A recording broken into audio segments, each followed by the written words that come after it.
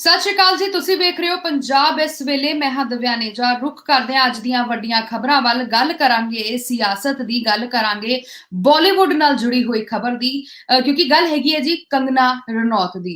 ਜਿੱਥੇ ਇੱਕ ਪਾਸੇ ਲਗਾਤਾਰ ਸੁਰਖੀਆਂ ਦੇ ਵਿੱਚ ਕੰਗਨਾ ਰਣੌਤ ਬਣੀ ਹੋਈ ਹੈ, ਉੱਥੇ ਦੂਜੇ ਪਾਸੇ ਗਰਮ ਜੋਸ਼ੀ ਦੇ ਨਾਲ ਚੋਣਾਂ ਦਾ ਇੰਤਜ਼ਾਰ ਹੁੰਦਾ ਪਿਆ। ਨਵੀਂ ਤੋਂ ਨਵੀਂ ਪਲੈਨਿੰਗਸ ਬਣਦੀਆਂ ਪਈਆਂ, ਨਵੇਂ ਤੋਂ ਨਵੇਂ ਬਿਆਨ ਸਿਆਸਤ ਵੱਲੋਂ ਸਾਹਮਣੇ ਆਉਂਦੇ ਪਏ ਨੇ। ਇਸ ਵਾਰ ਨਵਜੋਤ ਕੌਰ ਸਿੱਧੂ ਇੱਕ ਵਾਰ ਫਿਰ ਆਪਣੇ ਬਿਆਨ ਦੇ ਕਰਕੇ ਸੁਰਖੀਆਂ ਦੇ ਵਿੱਚ ਹੈ। ਕੰਗਨਾ ਰਣੌਤ ਨੂੰ ਲੈ ਕੇ ਕੀ ਕੁਝ ਕਿਹਾ ਤੇ ਸੋਨੂ ਨੂੰ ਲੈ ਕੇ, ਸੋਨੂ ਸੂਦ ਨੂੰ ਲੈ ਕੇ ਕੀ ਕੁਝ ਕਹਿੰਦੇ ਨਜ਼ਰ ਆਈ ਨਵਜੋਤ ਕੌਰ ਸਿੱਧੂ। ਆਓ ਸਭ ਤੋਂ ਪਹਿਲਾਂ ਤੁਹਾਨੂੰ ਉਹ ਦਿਖਾਉਂਦੇ ਆ। ਸੋਨੂ ਸੂਦ ਕਾਂਗਰਸ 'ਚ ਸ਼ਾਮਿਲ ਹੁੰਦਾ ਤਾਂ ਮੇਰੇ ਹਿਸਾਬ ਨਾਲ ਇੱਕ ਬਹੁਤ ਵੱਡਾ ਪੋਜ਼ਿਟਿਵ ਪੁਆਇੰਟ ਮਿਲਦਾ ਹੈ, ਕਿਉਂਕਿ ਉਸ ਬੰਦੇ ਨੇ ਕੋਰੋਨਾ ਦੇ ਦੌਰਾਨ ਮਤਲਬ ਇੰਨਾ ਜ਼ਿਆਦਾ ਪੋਜ਼ਿਟਿਵ ਵੇਵ ਕੈਰੀ ਕੀਤੀ ਕਿ ਜੋ ਕੰਮ ਸਰਕਾਰ ਨਹੀਂ ਕਰ ਸਕੀ, ਜੋ ਕੰਮ ਸਰਕਾਰ ਦਾ ਬੰਦਾ ਸੀ, ਦਿੱਲੀ ਸੈਂਟਰਲ ਗਵਰਨਮੈਂਟ ਇੰਨੇ ਪੈਸੇ ਹੁੰਦੇ ਹੋਏ, ਸਟੇਟ ਗਵਰਨਮੈਂਟਸ ਕੋਲ ਇੰਨੇ ਪੈਸੇ ਹੁੰਦੇ ਹੋਏ ਉਹ ਨਹੀਂ ਕਰ ਸਕੇ, ਜੋ ਉਸ ਬੰਦੇ ਨੇ ਆਪਣੀਆਂ ਪ੍ਰਾਪਰਟੀਆਂ ਗਿਰਵੀ ਰੱਖ ਕੇ ਲੋਕਾਂ ਨੂੰ ਆਪਣੇ ਘਰ ਪਹੁੰਚਾਇਆ, ਖਾਣਾ ਦਿੱਤਾ। ਬੜਾ ਮੁਸ਼ਕਿਲ ਹੁੰਦਾ ਹੈ, ਇਹ ਬੜਾ ਆਸਾਨ ਹੁੰਦਾ ਕਹਿਣਾ, ਪਰ ਇਹਨੂੰ ਨਿਭਾਉਣਾ ਬਹੁਤ ਮੁਸ਼ਕਿਲ ਹੁੰਦਾ ਹੈ। ਇਹੋ ਜਿਹਾ ਬੰਦਾ ਕਿਸੇ ਵੀ ਪਾਰਟੀ ਦੇ ਨਾਲ ਐਸੋਸੀਏਟ ਵੀ ਹੋ ਜੇ, ਮੈਨੂੰ ਲੱਗਦਾ ਹੈ ਸਾਰੇ ਯੂਥ ਨੂੰ ਮੋਬਿਲਾਈਜ਼ ਕਰੇਗਾ।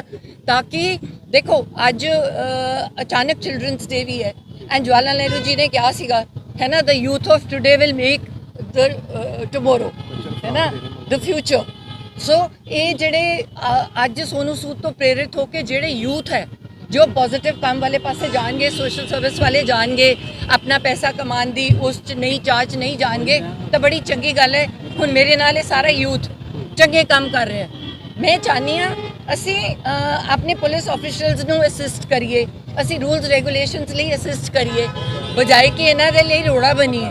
ਅਸੀਂ ਇਹਨਾਂ ਦੀ ਮਦਦ ਕਰੀਏ ਤਾਂ ਕਿ ਅਸੀਂ ਇੱਕ ਅੱਛਾ ਨੋਰਮਸ ਫੋਲੋ ਕਰਦੇ ਹੋਏ ਇੱਕ ਅੱਛੀ ਪ੍ਰੈਕਟਿਸ ਕਰ ਸਕੀਏ। ਦੇਖੋ ਮੈਂ ਉਸ ਲੇਡੀ ਨੂੰ ਮੈਂਟਲੀ ਅਨਫਿਟ ਮੰਨਦੀ ਹਾਂ ਕਿ ਮੈਂ ਉਹਦੇ ਕੋਈ ਵੀ ਕਮੈਂਟ ਬਾਰੇ ਕਮੈਂਟ ਕਰਾਂ, ਕਿਉਂਕਿ ਇੰਨੇ ਗਲਤ ਕਮੈਂਟ ਦੇ ਦਿੰਦੀ ਹੈ ਉਹਨੂੰ ਲੱਗਦਾ ਕਿ ਮੈਂ ਸ਼ਾਇਦ ਪਤਾ ਨਹੀਂ ਬਹੁਤ ਉੱਤੇ ਸੈਂਟਰ ਦੀ ਸਰਕਾਰ ਨਾਲ ਜੁੜੀ ਹੋਈ ਹਾਂ, ਮੈਂ ਕੁਝ ਵੀ ਬੋਲ ਸਕਦੀ ਹਾਂ।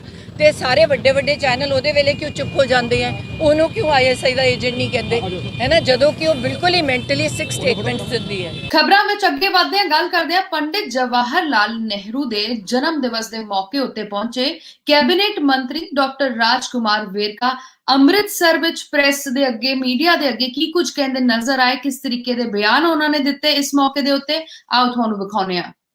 ਆਮ ਆਦਮੀ ਪਾਰਟੀ ਦਾ ਉਹ ਮੈਂ ਅੱਗੇ ਵੀ ਕਿਹਾ ਕਿ ਜਿਹੜੀ ਝਾੜੂ ਆ ਉਹਦੀ ਰੱਸੀ ਖੁੱਲ ਗਈ ਭਾਈ ਸੱਜਣੋਂ, ਤੇ ਉਹ ਤੀਲਾ ਹੋਈ ਫਿਰਦੇ। ਹੁਣ ਤੀਲੇ ਵਿਚਾਰੇ ਖਿਲਰ ਕੇ ਕੋਈ ਕਿੱਧਰ ਜਾਣਾ ਚਾਹੁੰਦਾ ਸੀ, ਕੋਈ ਕਿੱਧਰ ਜਾਣਾ ਚਾਹੁੰਦਾ ਸੀ, ਉਹ ਕਈ ਹੁਣ ਤੀਲੇ ਕਾਂਗਰਸ 'ਚ ਆਉਣਾ ਚਾਹੁੰਦੇ ਆ। ਔਰ ਤੁਸੀਂ ਦੇਖਿਆ ਹੋਏਗਾ ਕਿ ਜਿਸ ਵਕਤ ਉਹ ਇਹ ਜਿਹੜਾ ਵਿਧਾਨ ਸਭਾ ਦਾ ਸੈਸ਼ਨ ਸੀ, ਵਿਧਾਨ ਸਭਾ ਦੇ ਸੈਸ਼ਨ ਦੇ ਵਿੱਚ ਜਦੋਂ ਮੁੱਖ ਮੰਤਰੀ ਚਰਨਜੀਤ ਸਿੰਘ ਚੰਨੀ ਨੇ ਕਿਹਾ ਕਿ ਕੇਜਰੀਵਾਲ ਇਹ ਕਹਿ ਰਿਹਾ ਕਿ ਚੰਨੀ ਜਿਹੜਾ ਹੈ ਉਹ ਆਮ ਆਦਮੀ ਨਹੀਂ ਆ, ਤੇ ਉੱਥੋਂ ਦੇ ਆਮ ਆਦਮੀ ਪਾਰਟੀ ਦੇ MLA ਨੇ ਇਸ ਗੱਲ ਦਾ ਐਲਾਨ ਕਰ ਦਿੱਤਾ ਕਿ ਚਰਨਜੀਤ ਸਿੰਘ ਚੰਨੀ ਆਮ ਆਦਮੀ ਹੈ ਤੇ ਕੇਜਰੀਵਾਲ ਨਕਲੀ ਆਮ ਆਦਮੀ ਹੈ। ਫੌਰੀ ਤੌਰ ਦੇ ਉੱਪਰ ਉਹ MLA ਨੇ ਛਾਲ ਮਾਰ ਕੇ ਇਹ ਕਾਂਗਰਸ ਦੇ ਕੈਂਪ ਦੇ ਵਿੱਚ ਆ ਗਏ। ਜਗਤਾਰ ਸਿੰਘ ਹੋਰੀ ਤੁਸੀਂ ਵਿਧਾਨ ਸਭਾ 'ਚ ਦੇਖਿਆ। ਔਰ ਇਹ ਜਿਹੜੀਆਂ 10 ਟਿਕਟਾਂ ਐਲਾਨ ਕੀਤੀਆਂ ਨਾ ਆਮ ਆਦਮੀ ਪਾਰਟੀ ਨੇ, ਉਹ ਬੜਾ ਸਿੱਧਾ ਜਿਹਾ ਸਵਾਲ ਜੇ ਵੀ ਸੱਜਣੋ, ਉਹਨਾਂ ਨੂੰ ਪਤਾ ਇਹ 10 ਚੋਂ 4 MLA ਰਾਤ ਨੂੰ ਭੱਜਣ ਵਾਲੇ ਸੀਗੇ, ਉਹ ਹੁਣ ਵੀ ਭੱਜ ਜਾਣੇ ਆ, ਉਹਨਾਂ ਕੋਲ ਰਹਿਣਾ ਕੋਈ ਨਹੀਂ। ਲੇਕਿਨ ਮੈਂ ਤੁਹਾਨੂੰ ਇਹ ਗੱਲ ਕਹਾਂ, ਚਾਹੇ ਉਹ ਇਹ ਸੁਖਬੀਰ ਸਿੰਘ ਬਾਦਲ ਹੈ, ਚਾਹੇ ਉਹ ਤੁਸੀਂ ਦੇਖਿਆ ਹੋਏਗਾ ਕੇਜਰੀਵਾਲ ਆ, ਇਹ ਦੋਨੇ ਫਲॉप ਆਦਮੀ ਹੈਗੇ ਆ। ਇਹ ਫਲॉप ਸ਼ੋਅ ਦੀਆਂ ਟਿਕਟਾਂ, ਐਡਵਾਂਸ ਟਿਕਟਾਂ ਇਹ ਵੇਚਦੇ। ਬਾਲੀਵੁੱਡ ਤੇ ਪੋਲਿਟਿਕਸ ਦਾ ਇੱਕ ਗਹਿਰਾ ਨਾਤਾ ਬਣ ਚੁੱਕਿਆ ਹੈਗਾ। ਤੁਹਾਨੂੰ ਦੱਸ ਦਈਏ ਕਿ ਜਿਸ ਤਰੀਕੇ ਨਾਲ ਪਿਛਲੇ ਕੁਝ ਸਮੇਂ ਦੇ ਵਿੱਚ ਬਾਲੀਵੁੱਡ ਦੇ ਸਿਤਾਰੇ ਸਿਆਸਤ ਵਿੱਚ ਸ਼ਾਮਿਲ ਹੁੰਦੇ ਨਜ਼ਰ ਆ ਰਹੇ ਨੇ, ਉਹਨਾਂ ਵਿੱਚ ਹੁਣ ਇੱਕ ਹੋਰ ਨਾਮ ਜੁੜਦਾ ਸਾਹਮਣੇ ਆਇਆ ਹੈ। ਗੱਲ ਹੋ ਰਹੀ ਹੈ ਸੋਨੂ ਸੂਦ ਦੀ।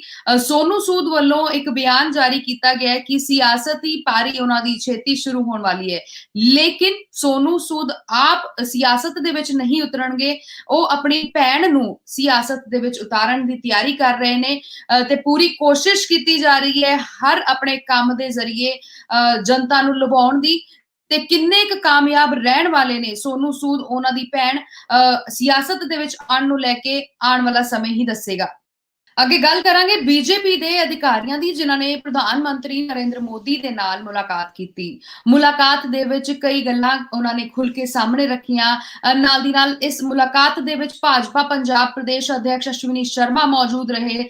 ਹੋਰ ਵੀ ਕਈ ਬੀਜੇਪੀ ਦੇ ਵੱਡੇ ਚਿਹਰੇ ਇਸ ਮੁਲਾਕਾਤ ਦੇ ਵਿੱਚ ਦਿਖਾਈ ਦਿੱਤੇ, ਜਿੱਦਾਂ ਰਾਸ਼ਟਰ ਮਹਾਸਚਿਵ ਤਰੁਣ ਚੁਗ, ਰਾਸ਼ਟਰ ਕਾਰਜਕਾਰਨੀ ਦੇ ਨਾਲ ਸਦੱਸਿਆ ਰਹੇ ਹਰਜੀਤ ਗਰੇਵਾਲ, ਇਸ ਦੇ ਨਾਲ ਬੀਜੇਪੀ ਨੇਤਾ ਆਰਪੀ ਸਿੰਘ, ਹੋਰ ਵੀ ਕਈ ਵੱਡੇ ਨਾਮ ਸ਼ਾਮਿਲ ਰਹੇ ਇਸ ਮੁਲਾਕਾਤ ਦੇ ਵਿੱਚ। ਤੇ ਮੁਲਾਕਾਤ ਤੋਂ ਬਾਅਦ ਬੀਜੇਪੀ ਨੇਤਾ ਤਰੁਣ ਚੁਗ ਨੇ ਕੀ ਕੁਝ ਬਿਆਨ ਦਿੱਤੇ, ਆਓ ਤੁਹਾਨੂੰ ਦਿਖਾਉਂਦੇ ਹਾਂ।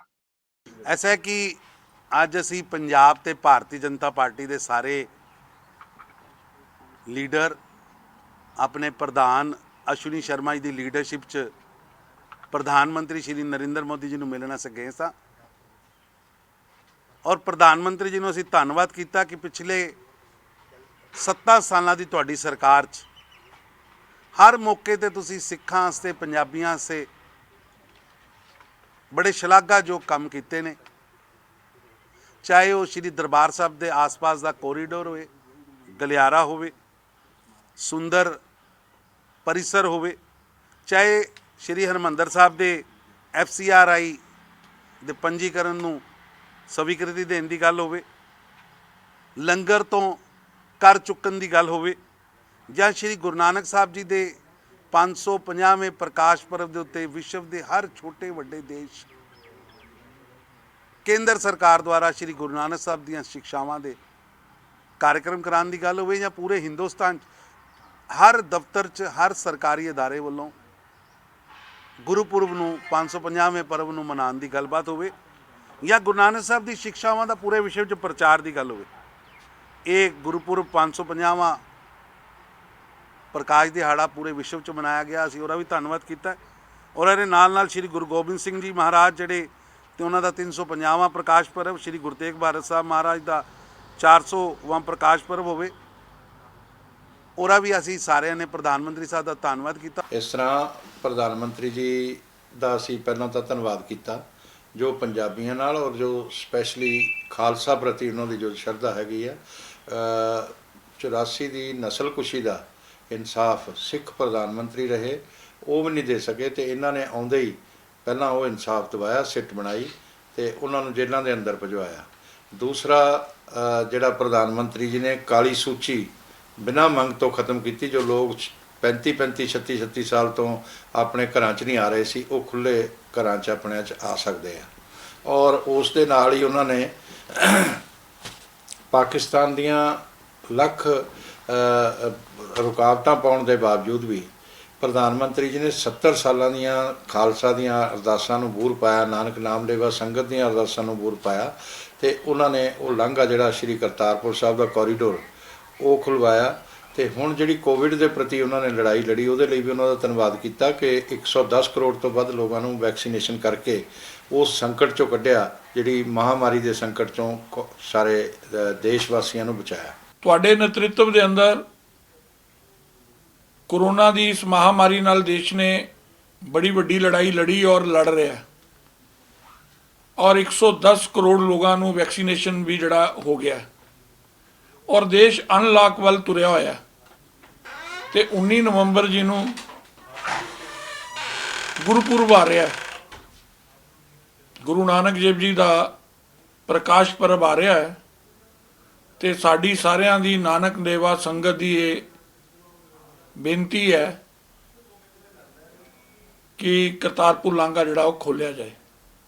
प्रधानमंत्री जी ने बड़े ध्यान दे नाल साडे विशे सुनिया और उन्होंने कहा कि मैं उचित कार्रवाई जिहड़ी करांगा। ਜਿੱਦਾਂ ਜਿੱਦਾਂ ਚੋਣਾਂ ਦਾ ਵਕਤ ਸਾਹਮਣੇ ਆਉਂਦਾ ਜਾ ਰਿਹਾ ਹੈ, ਨਜ਼ਦੀਕ ਆਉਂਦਾ ਜਾ ਰਿਹਾ ਹੈਗਾ, ਉਦਾਂ ਹੀ ਸਿਆਸਤ ਦੇ ਵਿੱਚ ਲਗਾਤਾਰ ਬਿਆਨਬਾਜ਼ੀਆਂ ਦਾ ਦੌਰ ਚੱਲ ਰਿਹਾ ਹੈ, ਮੀਟਿੰਗਾਂ ਦਾ ਦੌਰ ਚੱਲਦਾ ਪਿਆ ਹੈਗਾ। ਫਿਲਹਾਲ ਪੰਜਾਬ ਭਾਜਪਾ ਅਧਿਕਸ਼ ਅਸ਼ਵਨੀ ਸ਼ਰਮਾ, ਰਾਸ਼ਟਰ ਕਾਰਜਕਾਰਨੀ ਦੇ ਸਦस्य ਹਰਜੀਤ ਗਰੇਵਾਲ, ਦयाल सोढी ਤੇ ਵਿਕਰਮ ਚੀਮਾ ਤੇ ਕਈ ਵੱਡੇ ਨਾਮ ਪੰਜਾਬ ਪਹੁੰਚੇ। ਬੀਜੇਪੀ ਦੇ ਰਾਸ਼ਟਰੀ ਅਧਿਕਸ਼ JP ਨੱਡਾ ਦੇ ਆਵਾਸ ਉੱਤੇ ਪਹੁੰਚ ਕੇ ਉਹਨਾਂ ਨਾਲ ਮੁਲਾਕਾਤ ਕੀਤੀ ਤੇ ਮੁਲਾਕਾਤ ਦੇ ਵਿੱਚ ਕੀ ਕੁਝ ਨਿਕਲ ਕੇ ਨਤੀਜੇ ਸਾਹਮਣੇ ਆਏ, ਆਓ ਤੁਹਾਨੂੰ ਵਿਖਾਉਂਦੇ ਹਾਂ। ਅੱਗੇ ਗੱਲ ਕਰਾਂਗੇ ਆਮ ਆਦਮੀ ਪਾਰਟੀ ਦੀ ਤੇ ਉਹਨਾਂ ਵੱਲੋਂ ਬੁਲਾਈ ਗਈ ਪ੍ਰੈਸ ਕਾਨਫਰੰਸ ਦੇ ਵਿੱਚ ਕੀ ਕੁਝ ਹੋਇਆ। ਇਹ ਪ੍ਰੈਸ ਕਾਨਫਰੰਸ ਲੁਧਿਆਣਾ ਦੇ ਵਿੱਚ ਖਾਸ ਬੁਲਾਈ ਗਈ ਅਰਜੈਂਟ ਬੇਸ ਦੇ ਉੱਤੇ। ਇਸ ਦੇ ਨਾਲ ਹੀ ਇਹ ਵੀ ਦੱਸਿਆ ਗਿਆ, ਕੁਝ ਏਦਾਂ ਦੇ ਖੁਲਾਸੇ ਕੀਤੇ ਗਏ ਕਾਂਗਰਸ ਨੂੰ ਲੈ ਕੇ ਕਿ ਸਿਆਸਤ ਦੇ ਵਿੱਚ ਇੱਕ ਵਾਰ ਸਰਗਰਮੀਆਂ ਫੇਰ ਤੇਜ਼ ਹੁੰਦੀ ਨਜ਼ਰ ਆ ਰਹੀਆਂ ਨੇ। ਆਖਿਰਕਾਰ ਕਿਸ ਤਰੀਕੇ ਦੇ ਖੁਲਾਸੇ ਕੀਤੇ ਗਏ, ਕਿਸ ਤਰੀਕੇ ਦੇ ਇਲਜ਼ਾਮ ਲਗਾਏ ਗਏ ਕਾਂਗਰਸ ਦੇ ਉੱਤੇ, ਕਾਂਗਰਸ ਦੇ ਆਗੂਆਂ ਦੇ ਉੱਤੇ ਆਮ ਆਦਮੀ ਪਾਰਟੀ ਵੱਲੋਂ, ਆਓ ਤੁਹਾਨੂੰ ਵਿਖਾਉਂਦੇ ਹਾਂ। ਜਿਹੜੀ ਕਾਂਗਰਸ ਸਰਕਾਰ ਕਹਿ ਰਹੀ ਆ ਕਿ ਅਸੀਂ ਇਮਾਨਦਾਰ ਆ, ਉਹ ਅੱਜ ਜਿਹੜੀ ਸਰਕਾਰ ਆ ਬੁਰੀ ਤਰ੍ਹਾਂ ਅੱਜ ਫੇਲ ਹੋਊਗੀ ਇਸ ਮੁੱਦੇ ਤੇ, ਕਿਉਂਕਿ ਜੋ ਲੁਧਿਆਣੇ ਦੇ ਵਿੱਚ ਜੋ ਕਰਪਸ਼ਨ ਹੋ ਰਹੀ ਆ, ਜੋ ਲੁਧਿਆਣੇ ਦੇ ਵਿੱਚ ਐਮਐਲਏ ਸਾਹਿਬਾਨ, ਜੋ ਇੱਥੇ ਦੇ ਮੰਤਰੀ ਨੇ, ਉਹ ਕਰਪਸ਼ਨ ਕਰ ਰਹੇ ਨੇ ਤੇ ਸਰਕਾਰੀ ਅਫਸਰਾਂ ਨੂੰ ਡਰਾਇਆ ਧਮਕਾਇਆ ਜਾ ਰਿਹਾ ਤੇ ਉਹਨਾਂ ਦੇ ਤਬਾਦਲੇ ਤੱਕ ਕਰਵਾਏ ਜਾ ਰਹੇ ਆ। ਕਿਉਂਕਿ ਪਿਛਲੇ ਦਿਨੀ ਸਾਡੇ ਲੁਧਿਆਣੇ ਦੇ ਡੀਸੀ ਸਾਹਿਬ ਵਰਿੰਦਰ ਕੁਮਾਰ ਜੀ, ਉਹਨਾਂ ਨੇ 3-4 ਜਗ੍ਹਾ ਤੇ ਇਹੋ ਜਿਹੀਆਂ ਜੋ ਇੰਪਰੂਵਮੈਂਟ ਟਰਸਟ ਦੀਆਂ ਪ੍ਰਾਪਰਟੀਆਂ ਨੇ, ਉਹਨਾਂ ਨੂੰ ਉਹਨਾਂ ਦੇ ਜਿਹੜੇ ਰੇਟ ਨੇ ਉਹ ਘੱਟ ਕਰਕੇ ਰੱਖਣ ਤੇ ਉਹਨਾਂ ਨੇ ਮਨਾ ਕੀਤਾ, ਜੋ ਮੰਤਰੀ ਸਾਹਿਬਾਨ ਨੂੰ, ਐਮਐਲਏ ਸਾਹਿਬਾਨ ਨੂੰ, ਕਾਂਗਰਸ ਦੇ ਨੂੰ। ਤੇ ਅੱਜ ਜੋ ਸਾਨੂੰ ਪਤਾ ਲੱਗਿਆ, ਇੱਕ ਨਿਊਜ਼ਪੇਪਰ ਦੇ ਖਬਰ ਤੋਂ ਸਾਨੂੰ ਹਵਾਲਾ ਮਿਲਿਆ ਕਿ ਉਹਨਾਂ ਦੀ ਜਿਹੜੀ ਆ ਉਹਨਾਂ ਦਾ ਤਬਾਦਲਾ ਕੀਤਾ ਜਾ ਰਿਹਾ, ਕਿਉਂਕਿ ਉਹ ਮੰਤਰੀ ਸਾਹਿਬ ਦੇ ਕਹਿਣ ਤੇ ਜਿਹੜੇ ਆ ਉਹ ਸਾਈਨ ਨਹੀਂ ਕਰ ਰਹੇ। ਮੰਤਰੀ ਸਾਹਿਬ ਨੂੰ ਜੋ ਪ੍ਰਾਪਰਟੀਆਂ ਚਾਹੀਦੀਆਂ ਨੇ ਸਸਤੇ ਭਾਅ ਦੇ ਵਿੱਚ, ਸਰਕਾਰੀ ਪ੍ਰਾਪਰਟੀਆਂ, ਉਹਨਾਂ ਦੇ ਵਿੱਚ ਉਹ ਜਿਹੜੀ ਆ ਉਹਨਾਂ ਦੇ ਨਾਲ ਭਾਗੀਦਾਰ ਨਹੀਂ ਬਣ ਰਹੇ। ਸੋ ਇਹਨਾਂ ਦਾ ਤਬਾਦਲਾ ਕਰਕੇ ਜੋ ਇੱਥੇ ਲੁਧਿਆਣੇ ਦੇ ਡੀਸੀ ਨੇ ਨਵੇਂ, ਉਹ ਇੱਕ ਪੀਪੀਐਸ ਪ੍ਰਮੋਟੀ ਜਿਹੜੇ ਨੇ ਉਹਨਾਂ ਨੂੰ ਡੀਸੀ ਲਾਇਆ ਜਾ ਰਿਹਾ, ਜੋ ਅੱਜ ਤੱਕ ਪੂਰੇ ਹਿਸਟਰੀ ਦੇ ਵਿੱਚ ਲੁਧਿਆਣੇ ਦੀ ਵਿੱਚ ਅੱਜ ਤੱਕ ਕਦੇ ਵੀ ਕੋਈ ਪ੍ਰਮੋਟੀ ਜਿਹੜਾ ਲੁਧਿਆਣੇ ਦਾ ਉਹ ਡੀਸੀ ਨਹੀਂ ਬਣਿਆ। ਹੁਣ ਅੱਗੇ ਗੱਲ ਕਰਾਂਗੇ ਯੂਥ ਕਾਂਗਰਸ ਪੰਜਾਬ ਦੇ ਬਰਿੰਦਰ ਢਿੱਲੋਂ ਦੀ।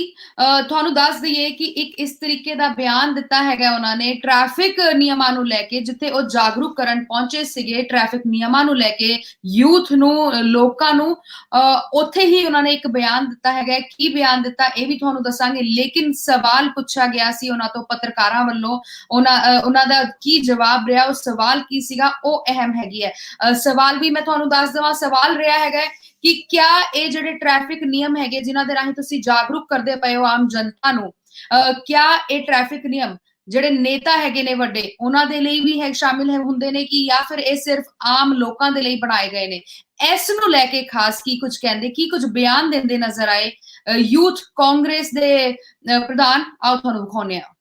ਦੇਖੋ, ਇਹ ਮੁਹਿੰਮ ਬੇਸਿਕਲੀ ਆਪਾਂ ਰੋਜ਼ ਚਲਾਨ ਤਾਂ ਸਰਕਾਰ ਕਰਦੀ ਆ, ਟ੍ਰੈਫਿਕ ਪੁਲਿਸ ਦੇ ਚਲਾਨ ਹੁੰਦੇ ਆ, ਲੇਕਿਨ ਚਲਾਨਾਂ ਦੇ ਨਾਲ ਕਈ ਵਾਰ ਉਹ ਨਤੀਜੇ ਨਹੀਂ ਨਿਕਲਦੇ ਜਿਹੜੇ ਅਸੀਂ ਉਮੀਦ ਕਰਦੇ ਹਾਂ।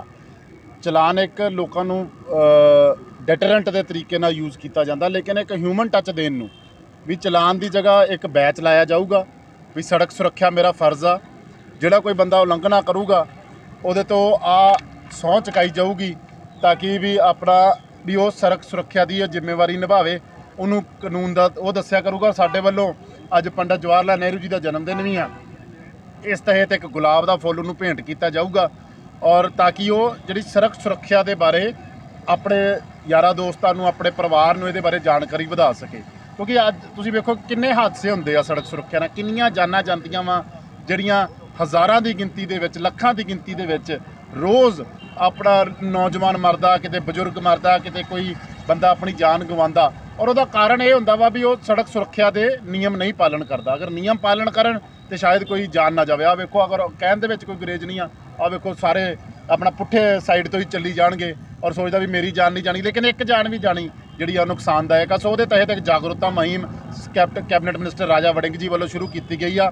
ਯੂਥ ਕਾਂਗਰਸ ਦੇ ਸਾਥੀ, ਕਾਂਗਰਸ ਪਾਰਟੀ ਦੇ ਸਾਥੀ ਸਾਰੇ ਇਸ ਮੁਹਿੰਮ ਦੇ ਵਿੱਚ ਜੁੜ ਕੇ ਇਹਨੂੰ ਅੱਗੇ ਤੱਕ ਲੈ ਕੇ ਜਾਣ ਦੀ ਜਿਹੜੀ ਆ ਉਹ ਸਾਰੇ ਕੋਸ਼ਿਸ਼ ਕਰ ਰਹੇ। ਅੱਗੇ ਗੱਲ ਕਰਾਂਗੇ ਮੈਡੀਕਲ ਦੇ ਵਿੱਚ, ਮੈਡੀਕਲ ਦੇ ਖੇਤਰ ਦੇ ਵਿੱਚ ਹੋ ਰਹੀ ਤਰੱਕੀ ਦੀ।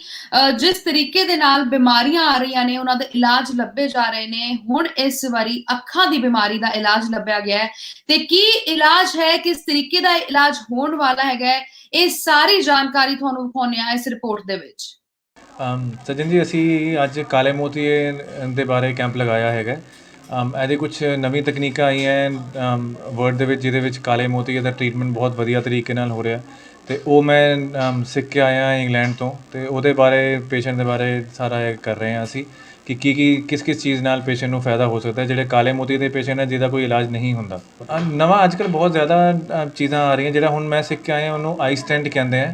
ਜਿਵੇਂ ਹਾਰਟ ਵਿੱਚ ਸਟੈਂਟ ਪੈਂਦਾ ਹੈ ਉਸੇ ਤਰ੍ਹਾਂ ਇਹ ਅੱਖ ਦੇ ਵਿੱਚ ਸਟੈਂਟ ਪੈ ਜਾਂਦਾ ਹੈ, ਜਿਹਦੇ ਕਾਰਨ ਜਿਹੜਾ ਪੇਸ਼ੈਂਟ ਦਾ ਪ੍ਰੈਸ਼ਰ ਵੱਧਦਾ ਹੋਏ ਉਹ ਘਟ ਜਾਂਦਾ ਹੈ, ਦਵਾਈਆਂ ਦੀ ਡਿਪੈਂਡੈਂਸ ਘੱਟ ਹੋ ਜਾਂਦੀ ਹੈ ਅਤੇ ਅੱਗੇ ਕਾਲਾ ਮੋਤੀਆ ਹੋਰ ਵੱਧਦਾ ਨਹੀਂ ਹੈਗਾ। ਸੱਜਣ ਜੀ, ਹਜੇ ਤਾਂ ਪੂਰੇ ਹਿੰਦੁਸਤਾਨ ਵਿੱਚ ਸਿਰਫ ਮੈਂ ਇਕਲੌਤਾ ਸਰਜਨ ਹੈ ਜਿਹਨੂੰ ਇਹ ਮਾਨਤਾ ਮਿਲੀ ਹੈਗੀ ਹੈ। ਗਲੋਕੋਜ਼ ਕੰਪਨੀ ਹੈਗੀ ਹੈ ਅਤੇ ਉਹ ਸਪੈਸ਼ਲ UK ਤੋਂ ਮੈਂ ਕਰਕੇ ਆਇਆ ਸੀਗਾ ਅਤੇ ਹੋਰ ਹਜੇ ਸੈਂਟਰਸ ਆ ਰਹੇ ਆ, ਬਟ ਰੋਪੜ ਅਤੇ ਇਹ ਸਰਾਊਂਡਿੰਗ ਏਰੀਆ ਸਭ ਤੋਂ ਪਹਿਲਾ ਹੈਗਾ ਜਿਹਦੇ ਵਿੱਚ ਇੰਨੀ ਐਡਵਾਂਸ ਟੈਕਨੋਲੋਜੀ ਅਸੀਂ ਲੈ ਕੇ ਆਏ ਹਾਂ। ਤੇ ਆਓ ਫਿਰ ਤੁਹਾਨੂੰ ਸੁਣਾਉਂਦੇ ਆ ਸਿਆਸਤ ਦੇ ਵਿੱਚ ਹੋ ਰਹੇ ਕੁਝ ਬਿਆਨਬਾਜ਼ੀਆਂ ਤੇ ਕੀ ਕੁਝ ਨਵੇਂ ਬਿਆਨ ਆਏ ਨੇ ਸਾਹਮਣੇ। ਜ਼ਰੂਰੀ ਪ੍ਰੋਜੈਕਟ ਜਿਹੜਾ ਸਾਡਾ ਡੇਅਰੀ ਸ਼ਿਫਟਿੰਗ ਦਾ ਪ੍ਰੋਜੈਕਟ ਸੀਗਾ ਉਹ ਕੰਪਲੀਟ ਹੋ ਚੁੱਕਿਆ ਸੀਗਾ ਤੇ ਉਸ ਦੇ ਰਿਗਾਰਡਿੰਗ ਜਿਹੜੇ ਕੁਝ ਸਾਡੇ ਪਟਿਆਲੇ ਦੇ ਲੋਕ ਜਿਹੜੇ ਡੇਅਰੀ ਫਾਰਮਰ ਸੀਗੇ ਉਹ ਮਿਲ ਕੇ ਗਏ ਸੀਗੇ, ਉਹਨਾਂ ਨੇ ਆਪਣਾ ਪੱਖ ਰੱਖਿਆ ਸੀਗਾ ਤੇ CM ਸਾਹਿਬ ਨੇ, ਮਾਨਯੋਗ CM ਸਾਹਿਬ ਨੇ ਡਿਪਟੀ ਕਮਿਸ਼ਨਰ ਪਟਿਆਲਾ ਜੀ ਨੂੰ ਜ਼ਿੰਮੇਵਾਰੀ ਦਿੱਤੀ ਸੀ, ਮੌਕਾ ਦੇਖਿਆ ਤੇ ਉਸ ਤੋਂ ਬਾਅਦ ਅਸੀਂ ਆਪਣੇ ਸਾਡੇ ਸਮੂਹ ਪਟਿਆਲੇ ਦੇ ਕੌਂਸਲਰ ਸਾਹਿਬਾਨ, ਸਾਡੇ ਪਟਿਆਲਾ ਤੋਂ PRTC ਦੇ ਚੇਅਰਮੈਨ KK ਸ਼ਰਮਾ ਜੀ, ਸਾਡੇ ਜ਼ਿਲ੍ਹਾ ਪ੍ਰਧਾਨ ਸਾਹਿਬ, ਸਾਡੇ ਡਿਪਟੀ ਮੇਅਰ, ਸਾਰੇ ਕੌਂਸਲਰ, ਮਹਾਰਾਣੀ ਪਰਨੀਤ ਕੌਰ ਜੀ, ਸਾਡੇ ਮੈਂਬਰ ਪਾਰਲੀਮੈਂਟ ਸਾਹਿਬ ਦੇ ਨਾਲ ਜਿਹੜਾ ਸੀਗਾ ਆਪਣਾ ਪੱਖ ਅਸੀਂ CM ਸਾਹਿਬ ਦੇ ਕੋਲ ਰੱਖਿਆ ਕਿ ਅੱਜ ਇਸ ਪ੍ਰੋਜੈਕਟ ਦੀ ਬਹੁਤ ਵੱਡੀ ਇੰਪੋਰਟੈਂਸ ਹੈ ਪਟਿਆਲੇ ਦੇ 6 ਲੱਖ ਲੋਕਾਂ ਦੇ ਵਾਸਤੇ ਤੇ ਜਿਹੜਾ ਅਸੀਂ ਸੈਲਫ ਫਾਈਨੈਂਸ ਸਕੀਮ ਦੇ ਵਿੱਚ ਇਸ ਸਕੀਮ ਨੂੰ ਪੂਰਾ ਕੀਤਾ ਸੀਗਾ ਉਹ ਜਿਹੜਾ ਸੀਗਾ ਅਸੀਂ ਕੰਮਾਂ ਦੇ ਸੰਬੰਧ ਦੇ ਵਿੱਚ ਅੱਜ ਮੁੱਖ ਮੰਤਰੀ ਸਾਹਿਬ ਨੂੰ ਮਹਾਰਾਣੀ ਪਰਨੀਤ ਕੌਰ ਜੀ ਦੀ ਅਗਵਾਈ ਦੇ ਵਿੱਚ ਅਸੀਂ ਅੱਜ ਸਾਰੇ ਕੌਂਸਲਰ ਸਾਹਿਬਾਨ ਮਿਲੇ ਸੀਗੇ। ਪੋਲੀਟੀਕਲ ਗੱਲਾਂ ਬਾਤਾਂ ਵੀ ਹੋਈਆਂ ਜੀ, ਕੋਈ ਹੋਰ ਚਰਚਾ ਵੀ ਹੋਈ ਹੈ ਇਸ ਮਸਲੇ? ਜਿਹੜੀ ਸਾਡਾ ਮੁੱਦਾ ਸੀਗਾ ਜੀ ਉਹ ਪਟਿਆਲੇ ਦੀ ਡਿਵੈਲਪਮੈਂਟ, ਪਟਿਆਲੇ ਦਾ ਮੇਨ ਜਿਹੜਾ ਡੇਅਰੀ ਸ਼ਿਫਟਿੰਗ, ਕਿਉਂਕਿ ਸਾਰਾ ਕੰਮ ਜਿਹੜਾ ਸੀਗਾ 30 ਸਤੰਬਰ ਨੂੰ ਅਸੀਂ ਕੰਪਲੀਟ ਕਰ ਲਿਆ ਸੀਗਾ, 30 ਸਤੰਬਰ ਉਹਨਾਂ ਦੀ ਲਾਸਟ ਡੇਟ ਸੀਗੀ। ਉਸ ਤੋਂ ਬਾਅਦ ਜਿਹੜੇ ਡੇਅਰੀ ਫਾਰਮਰ ਸੀਗੇ, ਜਿਹੜੇ ਕੁਝ ਸੀਗੇ ਸਾਡੇ ਕੋਲ ਟੋਟਲ ਜਿਹੜੇ ਜਿਨ੍ਹਾਂ ਲੋਕਾਂ ਨੇ ਅਪਲਾਈ ਵੀ ਨਹੀਂ ਕੀਤਾ ਸੀਗਾ ਉਹ ਹਾਈ ਕੋਰਟ ਦੇ ਵਿੱਚ ਵੀ ਗਏ ਸੀ। 2 ਵਾਰ ਮਾਨਯੋਗ ਹਾਈ ਕੋਰਟ ਨੇ ਵੀ ਜਿਹੜੇ ਪਟਿਆਲਾ ਕਾਰਪੋਰੇਸ਼ਨ ਵੱਲੋਂ ਕੀਤੇ ਪ੍ਰਬੰਧਾਂ ਨੂੰ ਜਾਇਜ਼ ਮੰਨਦੇ ਹੋਏ ਹੁਕਮ ਜਿਹੜੇ ਸੀਗੇ ਕਾਰਪੋਰੇਸ਼ਨ ਦੇ ਹੱਕ ਦੇ ਵਿੱਚ ਦਿੱਤੇ ਸੀਗੇ ਤੇ ਅੱਜ ਦਾ ਜਿਹੜਾ ਮੁੱਦਾ ਸਾਡਾ ਇਹੀ ਸੀਗਾ। ਕੋਈ ਇਸ ਦੇ ਵਿੱਚ ਕੋਈ ਬੋਟਲਨੈਕਸ ਲੱਗ ਰਹੇ ਸੀਗੇ ਤੁਹਾਨੂੰ ਕਿ CM ਸਾਹਿਬ ਨੂੰ ਮਿਲਣੇ ਪਿਆ, ਉਹ ਵੀ ਮੈਡਮ ਨਹੀਂ, CM ਸਾਹਿਬ ਨੂੰ ਤਾਂ ਮਿਲਣਾ ਪਿਆ ਕਿਉਂਕਿ ਜਦੋਂ ਦੂਜੇ ਲੋਕਾਂ ਨੇ CM ਸਾਹਿਬ ਕੋਲ ਆ ਕੇ ਆਪਣੀ ਗੱਲ ਰੱਖੀ ਤਾਂ ਅਸੀਂ ਦੱਸਿਆ ਕਿ ਜਿਹੜੀ ਪਹਿਲੀ ਸਟੇਜ ਦੇ ਉੱਪਰ ਜੋ ਵੀ ਉੱਥੇ ਪਾਣੀ, ਸੀਵਰੇਜ ਜੋ ਸਾਰਾ ਕੁਝ ਸੀਗਾ ਅਸੀਂ ਕੰਪਲੀਟ ਕਰ ਚੁੱਕੇ ਸੀਗੇ। ਜਿਹੜੇ ਦੂਜੇ ਫੇਜ਼ ਦੇ ਵਿੱਚ ਜਿਹੜੇ ਉੱਥੇ ਜਿਹੜਾ ਵੈਟਰਨਰੀ ਹਸਪੀਟਲ ਵਗੈਰਾ ਬਣਾਉਣਾ ਸੀਗਾ ਉਹ ਪਟਿਆਲਾ ਪੰਜਾਬ ਦਾ ਸਭ ਤੋਂ ਵੱਡਾ ਰੋਣੀ ਦਾ ਹਸਪੀਟਲ ਉੱਥੇ ਨਾਲ ਹੈ ਤੇ ਡਾਕਟਰ ਦੀ ਜਿਹੜੀ ਸੀਗੀ ਉੱਥੇ ਵਿਵਸਥਾ ਕਰ ਦਿੱਤੀ ਸੀ। ਕੋਈ ਵੀ ਇਹੋ ਜਿਹਾ ਕੰਮ ਨਹੀਂ ਸੀਗਾ ਜਿਹਦੇ ਕਰਕੇ ਪ੍ਰੋਜੈਕਟ ਨੂੰ ਰੋਕਿਆ ਜਾਵੇ।